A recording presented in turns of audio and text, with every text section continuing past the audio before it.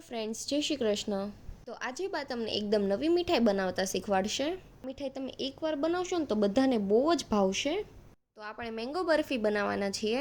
તો અહીં આપણે 2 પાકેલી કેરી લેવાની છે.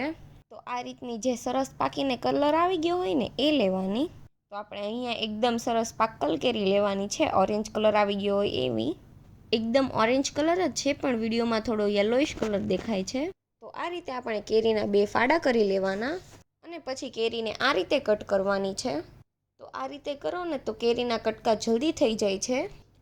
તો ચપ્પુથી કટ લગાવીને સ્પૂનથી આ રીતે બધા જ પીસીસ કાઢી લેવાના. તો સ્પૂનથી કાઢવાથી બધું જ પલ્પ કેરીમાંથી નીકળી જશે. તો બંને કેરીના આપણે આ રીતે પીસીસ કરી લેવાના છે. તો અહીંયા આપણા પીસીસ તૈયાર થઈ ગયા છે. તો તેને આપણે એક બાઉલમાં લઈ લઈએ. તો બધા જ મેંગોના પીસીસ થઈને એક બાઉલ જેટલા થયા છે. તો હવે આપણે એક મિક્સરની જાર લેવાની છે. તેમાં કેરીના કટકા અને અડધા કપ કરતાં ઓછી ખાંડ. તો કેરીના કટકા જે બાઉલમાં લીધા હતા ને એ બાઉલથી જ ખાંડ લીધી છે. તો એ રીતે જ મેઝરમેન્ટ કરવાનું. અને પછી તેમાં નાખશું અડધા કપ જેટલી મલાઈ. અને પછી તેનો આપણે એકદમ સરસ પલ્પ તૈયાર કરી લેવાનો છે.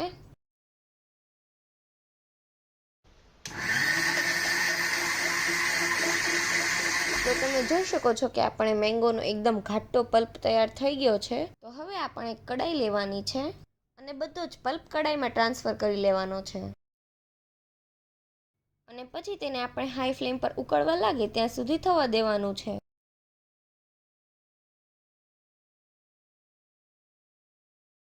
તો આ રીતે 2 વખત બબલ્સ આવવા લાગે ને તેવું થવા દેવાનું. અને તેને સતત હલાવતું રહેવાનું, નહીંતર તો તળિયે બેસી જશે. તો તમે જોઈ શકો છો આ રીતે 2 વાર ઉબાળ જેવું આવી ગયું છે. તો હવે તેને આપણે સ્લો ટુ મીડિયમ ફ્લેમ પર થવા દેવાનું છે અને સતત તેને ચલાવતું રહેવાનું છે. તો તમે જોઈ શકો છો કે આ રીતે બબલ્સ થવા લાગ્યા છે અને થોડું ઘટ પણ થઈ ગયું છે. અને પહેલાં કરતાં કલર પણ થોડો ચેન્જ થઈ ગયો છે. તો હવે આ સ્ટેજ પર તેમાં આપણે ફ્રેશ કોકોનટ ઉમેરવાનું છે. આપણે 300 ગ્રામ જેટલું ગ્રેટેડ ફ્રેશ કોકોનટ લીધું છે. તો જે તાજું નારિયેળ હોય ને તેની ઉપરની છાલ કાઢીને તેને આ રીતે ખમણી લેવાનું. અને તમારે ઝીણું કરવું હોય તો મિક્સરમાં થોડીવાર ક્રશ પણ કરી શકો છો. તો બધું જ કોકોનટ આપણે ઉમેરી દેવાનું છે અને મિક્સ કરી લેવાનું છે. અને હવે એકદમ ઠીક થઈ જાય ને ત્યાં સુધી તેને થવા દેવાનું છે. અને ફ્રેશ કોકોનટ જ ઉમેરવું, જેનાથી એનો સ્વાદ એકદમ સરસ આવે. તો તમે જોઈ શકો છો કે આપણું મિશ્રણ થોડું જાડું થઈ ગયું છે. તો હજી એકદમ ઠીક થઈ જાય ને એવું થવા દેવાનું છે. તો 2 કલાક પહેલાં ગરમ દૂધમાં થોડી કેસરની કળીઓ ઉમેરીને રાખી હતી, તો તે ઉમેરી દેવાનું છે.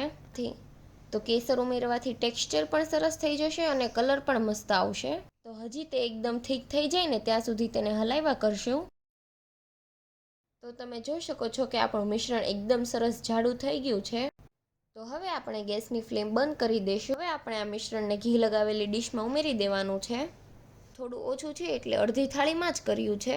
તો આ રીતે સેટ કરી લેવાનું.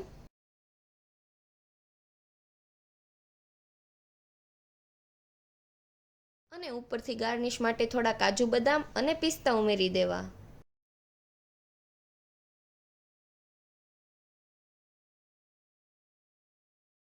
અને પછી આ રીતે સ્પેચ્યુલાથી પ્રેસ કરીને તેને બરફીમાં સેટ કરી દેવા.